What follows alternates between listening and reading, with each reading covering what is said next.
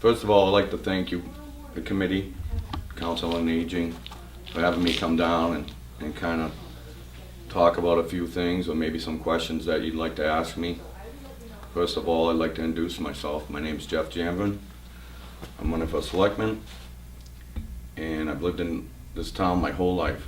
I've seen it grow, I've seen it level off, seen a lot of things happen. But one of the biggest things that I feel as running for Selectmen is that the voice of the people is not being heard. The taxes in this town have been going up year after year since we put in an administrative person, and it's putting a serious burden on the taxpayers. One of the biggest things that is happening is it's not that the people are against having good things or do not want the best things for our firefighters or our police department, no matter what we do. But it all comes back to how we're gonna pay for that. And we don't have much industry in town. We do have some, but very little. And the burden keeps on being put on to the elderly, the unemployed, the people on fixed incomes, the people that have forged this town. And lately, since I've been around, I've seen a lot of the people in town be divided on a lot of issues. The fire department, the police department, town hall, should we put it together? Should we make it single? Where should we put it? Should we put it here? Should we put it there? There's no straight direction. But yet, we're buying land, we're selling land, we're changing the characteristic of our town by changing roads, shutting down roads, a lot of things that people aren't aware of. And it's the people that have the voice. And it was kind of disrupting or disheartening to go to the town meeting and not see the place jammed. It was a huge decision on the town. Before we voted for any of that, the way that the town votes is crazy. Saying yay, nay, go by the vocal limit of what's happening, or who said yes and who stand no, and you raise your hand, people look at you. It's no good. Anytime a high-priced item that goes before the people should be put on the ballot. Anything. And especially someone that's the highest paid person in town should definitely be an elected position. I'm an elected position. Now I'm the fish commissioner. I can't even get insurance. They won't give it to me. My whole thing is to hear the voice of the people, and I would like to be that voice.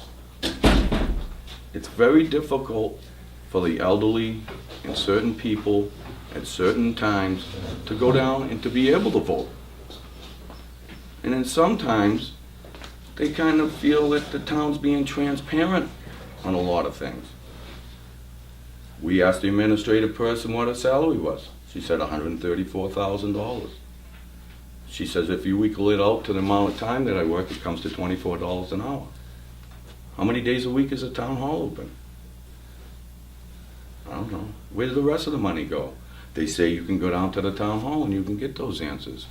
But yet, during their presentation, which they went from the special town meeting to the annual town meeting, they had a chart, a pie, and what percent was paid for what. 72%, I do believe they said, goes to Triton Regional High School. That's a lot of money. And then the rest is divided up between expenses, salaries, appointed positions, elected positions, and whatnot. what do I get for it? What do we really get for it? I get plowed. I can't get a street light down the bottom of my street. It's pitch dark and people walk down there and all kinds of different stuff happening. It's too expensive. But yet we keep on creating more positions in town. We just created, I do believe, 2 more. One to mow the lawn and one to set up some type of special social media, which is fine. That's great for anybody that has a laptop or whatever, but not everybody understands how to use them, especially the older people. Somehow we got to be more communicative in decision making and have a firm ground to stand on. We need to be able to set a foundation, maybe do one thing at a time, generate money like we did for our voluntary fire department that we used to have. And the gentleman that used to run that did a great job. And I guess somehow he was forced out and whatever. Those people lived for that. And now, I guess the town is taking them over. Well, when we do that, now we have to hire people. Not only do we have to hire people, we got to pay their insurance, their pension, and possibly their retirement. Yeah, we want the best for everybody. But all these little things all add up. They add up to a lot of money. A lot. They say they want to build a new fire station, whatever, combined thing, or maybe the police station separate. I definitely believe in doing something for the police station. They need it. The health conditions were unacceptable. But we do own land. We do. Off the side of Boston Road, I do believe they owe 24 acres. Centrally located. Beautiful spot for that. Beautiful. But there's one thing that I was always taught. Do never exceed your means. Save up. If you want something, save up. Pay for it. Like the voluntary fire department did, and they built their great place down there. Beautiful, one of the nicest places around. They generated that money through the fireman's ball, raffles, chicken banquets, barbecues, whatever. And they have some of the best equipment around. Why can't we do that with the town hall or the police department or the fire department? We need to crawl, walk, and then run, possibly. But the way things are going down, a lot of people, I feel, aren't being heard. I do believe we brought this up 3, 4 times, I don't know, I lost count. But it all comes down to how we gonna pay for it. And the way we pay for it is through our property taxes, and which is putting a burden onto the older people, the unemployed, people that are just barely making it now, and they're being forced out of our beautiful town that they molded. And our town is beautiful and pristine. And if the town's trying to generate more money or tax money, maybe we should go and look at Governor Dummer, who is tax exempt from the town.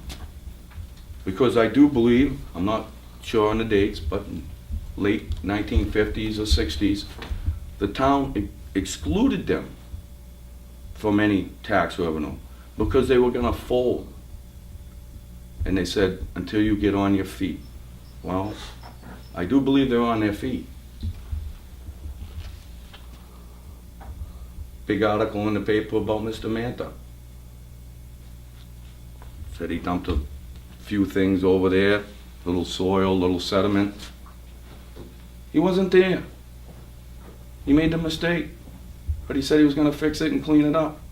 They were worried about hazardous material. But yet,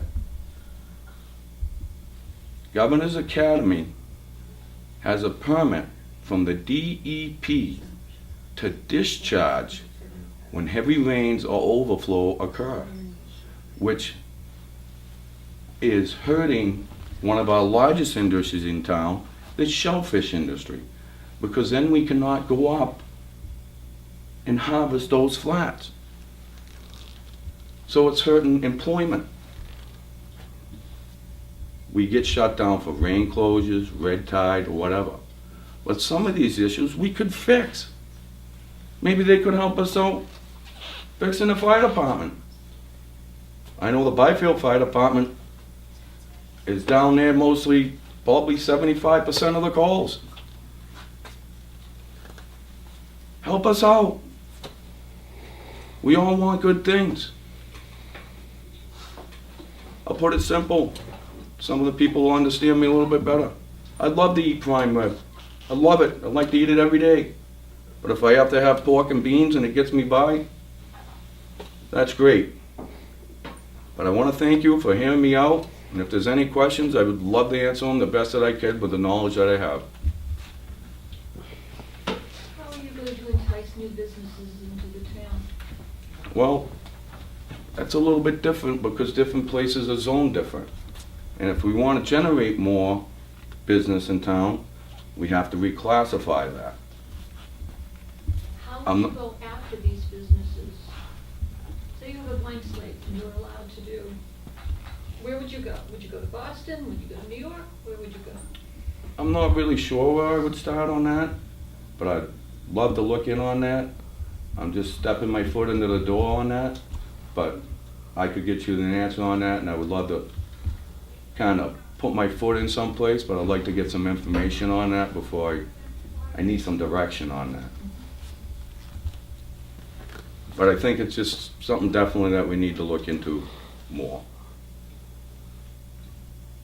As a selectman, you're going to be required to not just stand up at meetings and say, this is what we'd like to do. You're going to have to do a lot of research and a lot of possible grant writing.